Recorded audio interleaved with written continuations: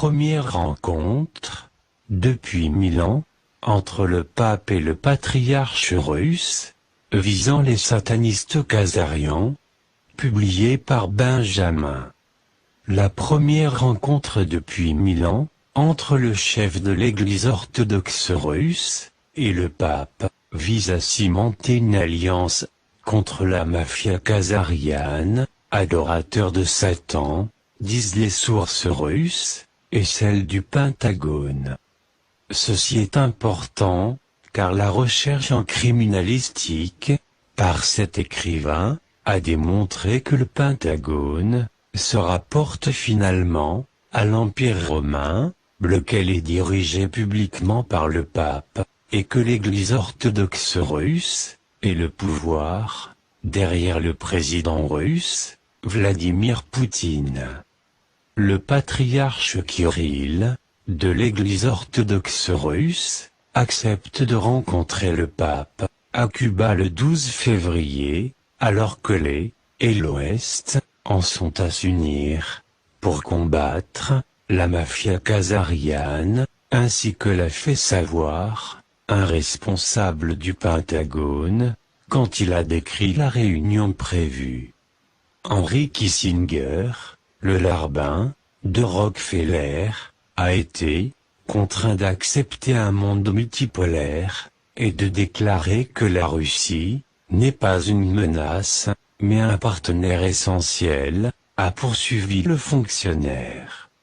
Un autre signe de rapprochement entre la Russie et les États-Unis est le fait que l'ex-chef de la Défense Intelligence Agency, le lieutenant-général Mike Flynn, est le conseiller du candidat présidentiel, US, Donald Trump. Selon la source du Pentagone, Flynn a été la clé de la bromance entre Poutine et Donald. Le soutien militaire est la raison pour laquelle Trump et les autres peuvent, en toute sécurité, ouvertement accuser les candidats de la mafia khazariane, comme Hillary Clinton et Ted Cruz, d'avoir volé les élections. Dans tous les cas, l'alliance US-Russie contre la mafia khazariane a produit des résultats, en particulier au Moyen-Orient.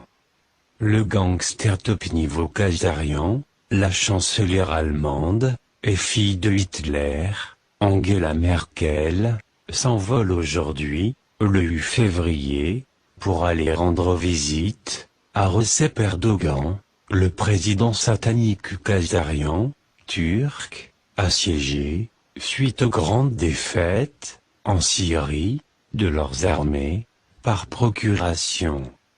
Les deux dirigeants sont ciblés pour destitution, selon des sources du Pentagone. Quelqu'un devrait leur dire que leur Führer, Bush, n'est plus en contrôle, et que la démission est leur seule option. En outre, plusieurs sources sont d'accord du fait que l'Arabie Saoudite, se courbant devant la Russie, comme étant le nouveau leader du pouvoir au Moyen-Orient, a arrêté 33 supporters ISIS, dont 9 agents américains de la CIA, sur la base des informations des renseignements russes. Il est donc probable que les Saoudiens suivront bientôt l'Iran et la Russie dans un mouvement de cesser de vendre leur pétrole en dollars dits américains, mais contrôlés par les Khazarians. Il existe également des rapports que l'Arabie Saoudite a commencé à se débarrasser de ses 8 trillions de dollars en obligations du Trésor américain. Beaucoup de Saoudiens, voyant la neige tomber sur la Mecque, ont interprété cela comme un signe d'Allah, qu'ils étaient sur la mauvaise voie, ce qui peut expliquer leur soudain changement de ton. Les officiels du Pentagone confirment que les liens de renseignement russes au Moyen-Orient incluent maintenant les Émirats arabes unis, la Jordanie et l'Égypte.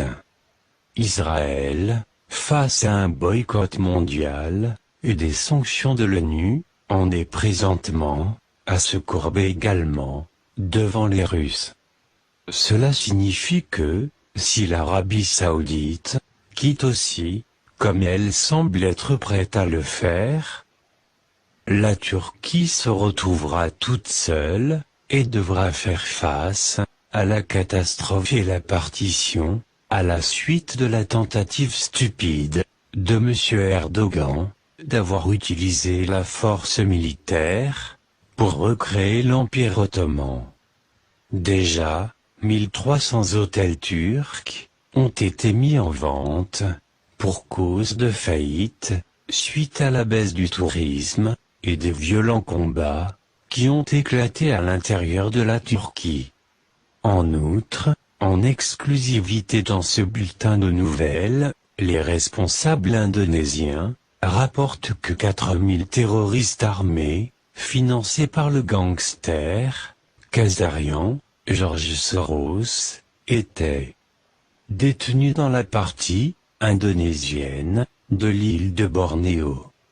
Le groupe était dirigé par un individu qui a passé 5 ans dans une prison indonésienne, après quoi il avait été envoyé aux États-Unis pour formation spéciale, ont indiqué les responsables.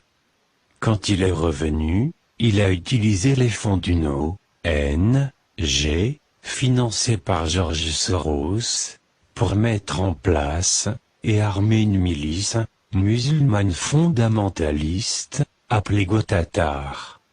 Ils sont allés à l'emplacement du plus riche gisement de minerais d'uranium de la planète, et y ont érigé un énorme campement autour de ce village, de déclarer un fonctionnaire local indonésien. L'uranium a été transporté par les forces spéciales françaises, a-t-il ajouté. Selon des documents enterrés et découverts par les responsables indonésiens, le groupe était censé créer le chaos en Indonésie, un pays avec une population de 250 millions d'habitants, pour la plupart musulmans. Dans un développement subséquent, le gouvernement indonésien a formellement refusé de renouveler la licence du géant Freeport, McMoran, pour la mine d'or en Indonésie. Selon un fonctionnaire de la CIA, en Indonésie, cette décision découle d'une visite à Washington, en octobre, du président indonésien, Joko Widodo, où le porte-parole présidentiel américain, Barack Obama, a exigé que le permis de la mine soit renouvelé. En conséquence, Widodo, ou Jokowi, comme on l'appelle, a ramené sa courte visite, à quelques heures, et pris un vol de retour vers l'Indonésie. La récupération